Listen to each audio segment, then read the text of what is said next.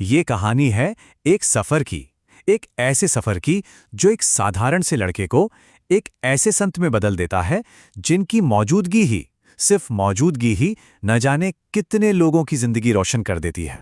तो चलिए इस अद्भुत कहानी में हम सब साथ में उतरते हैं। ये कथा है अनिरुद्ध कुमार पांडे की। एक ऐसा नाम जो शायद आज बहुत कम लोग जानते हैं, क्योंकि आज पूरी दुनिया उन्हें प्रेम और भक्ति का प्रतीक मानती है। आज वो हैं श्री प्रेमानंद गोविंद शरण जी महाराज। अच्छा, इस कहानी की शुरुआत हम उनके बचपन से नहीं करेंगे। नहीं, हम शुरू करेंगे आज से, वृंदावन की उस पावन धरती से जहां आज उनकी मौजूदगी में एक ऐसी शांत और शक्तिशाली ऊर्जा है कि हर कोई बस खिंचा चला आता है। उनकी मौजूदगी को शब्दों में बयां करना बड़ा मुश्किल है। लोग कहते हैं कि उनकी आवाज में शहद घुला है, आंखों में करुणा का सागर है, उनकी मुस्कान में एक जादुई सा आकर्षण है। सोचिए, उनकी मौजूदगी में एक ऐसा ठहराव है कि जो दुखी है उसे सुकून मिलता है और जो अहंकारी है उसका सिर खुद ब खुद झुक जाता है। और कमाल की बात यह है कि ये सब बिना किसी चमत्कार के होता है। तो चलिए अब जरा समय में पीछे चलते हैं, कहानी के बिल्कुल शुरुआत में, वहां जहां अनिरुद्ध नाम का एक साधारण सा लड़का था। लेकिन हाँ, उसका दिल बहुत छोटी सी उम्र से ही एक बिल्कुल अलग, एक असाधारण रास्ते पर चल पड़ा था। उनका जन्म कानपुर के एक सीधे साधे ब्राह्मण परिवार में हुआ। एक ऐसा परिवार जहां सन्यास की परंपरा पहले से थी, तो कह सकते हैं कि माहौल तो था ही। और अनिरुद्ध की दिलचस्पी भी बचपन से ही आध्यात्म में गहरी थी। मतलब महज 5 साल की उम्र में जब दूसरे बच्चे खिलौनों के लिए जिद करते हैं, वो गीता और दूसरे ग्रंथ पढ़ते थे। और पता है, वो मंदिर की मूर्तियों से ऐसे बतियाते थे जैसे वो उनके पक्के दोस्त हों। और फिर सिर्फ 13 साल की उम्र में जब वो 9वीं क्लास में थे, उनका मन इस दुनिया से, इस दुनियादारी से पूरी तरह हट चुका था। ये कोई बच्चों वाला ख्याल नहीं था, नहीं, ये एक पक्का, एक गहरा विश्वास था कि उनकी जिंदगी का असली मकसद इस सांसारिक जीवन से बहुत बहुत आगे है। उन्होंने अपनी माँ से साफ साफ कह दिया, अम्मा, मैं सन्यासी बनना चाहता हूं।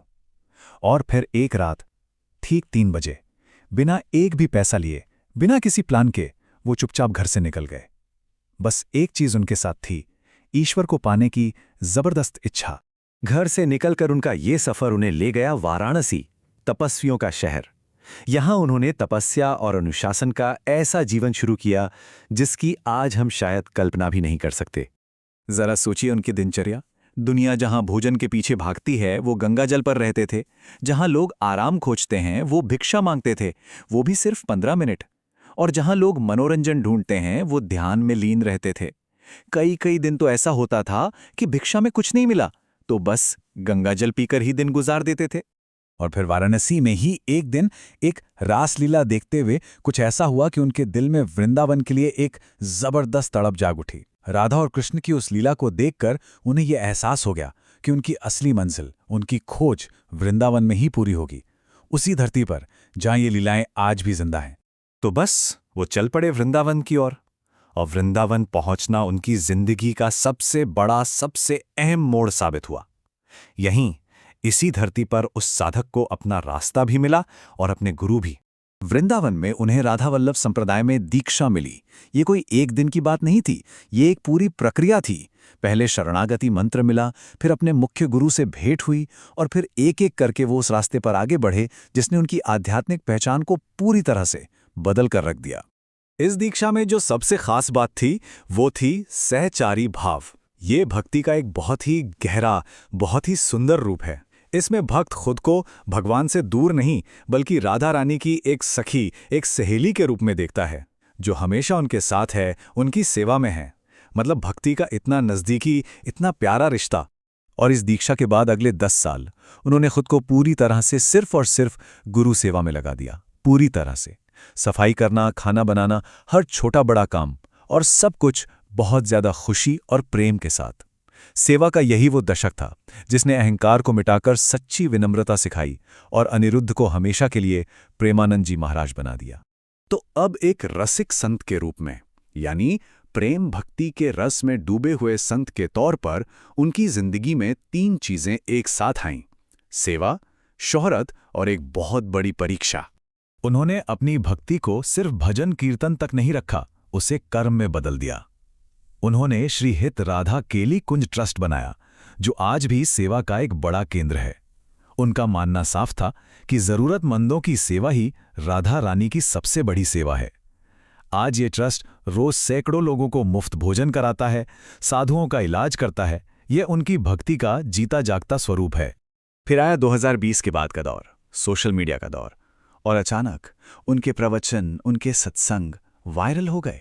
उनके सरल, प्यार भरे शब्द और ये संदेश कि हर जीव में राधा रानी का अंश है, ये बात लोगों के दिलों को छू गई। फिर क्या था, विराट कोहली हो, मोहन भागवत हो या कोई आम इंसान, हर कोई उनकी बातों में, उनके प्रेम में खिंचता चला गया। लेकिन जहां एक तरफ ये शोहरत बढ़ रही थी, वहीं दूसरी तरफ जिंदगी एक बहुत बड़ी परीक्षा ले रही थी। जब वो सिर्फ 35 साल के थे तो डॉक्टरों ने बताया कि उनकी दोनों किडनियां खराब हो रही हैं और उनके पास सिर्फ 4 से 5 साल का वक्त है।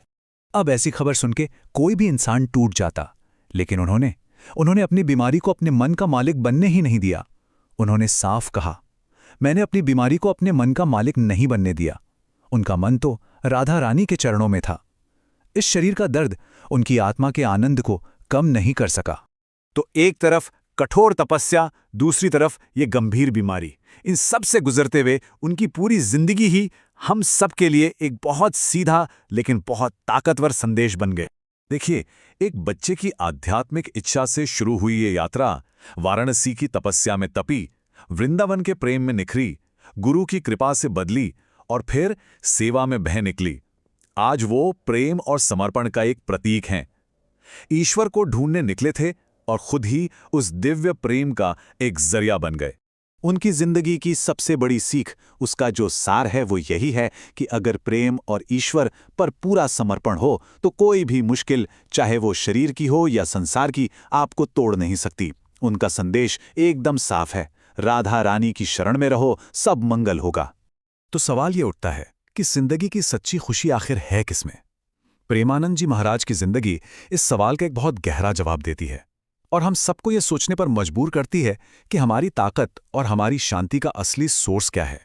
उनकी कहानी हमें यही सिखाती है कि जब भरोसा ईश्वर पर होता है ना, तो कोई भी तूफान आपको झुका नहीं सकता।